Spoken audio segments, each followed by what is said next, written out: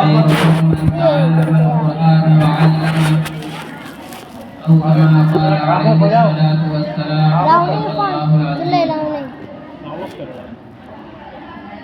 جیسا کہ آپ حضرات کو معلوم ہے، یہ قرآن کی نسبت سے پروگرام رکھا گیا اور یہ ایک قرآن کریم سے محبت کی علامت ہے۔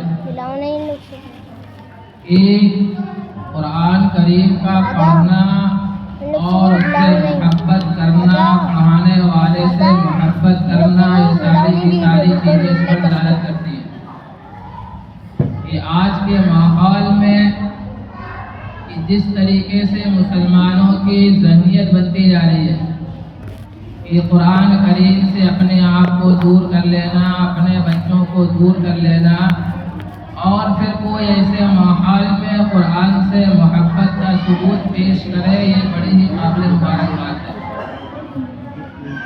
تو یہ بچے کا قرآن کریم مکمل ہوا، اسی کی نسبت سے یہ پروگرام ہوا۔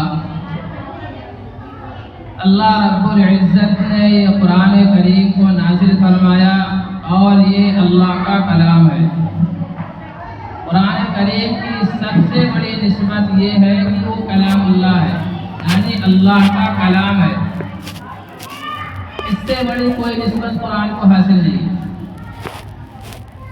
اور اللہ رب العزت نے یہ قرآن کی دولت ہمیں بغیر کسی محنت کے، بغیر کسی مشقت کے، بغیر کسی قربانی کے عطا فرما دی۔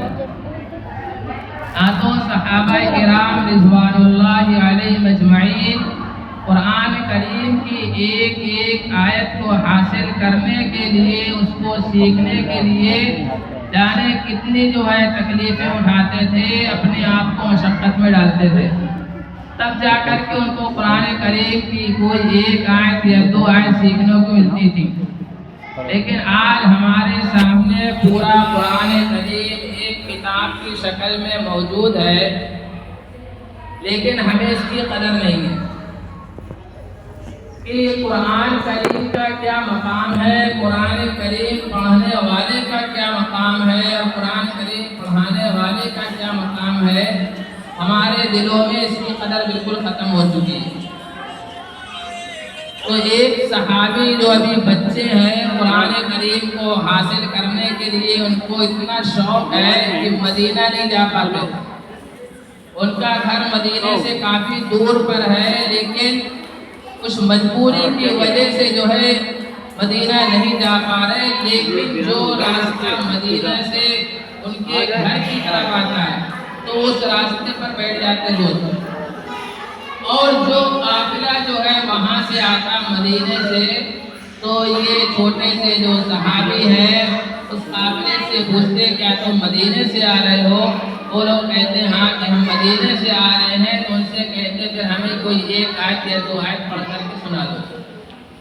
تو اس طریقے سے ان کا یہ معمول تھا کہ قرآن کریم کی ایک ایک آیت، ایک دو آیتیں روزانہ جو قافلہ وہاں سے واپس آتا تھا مدینے سے، اس سے سیکھتے تھے، اور پھر اس طریقے سے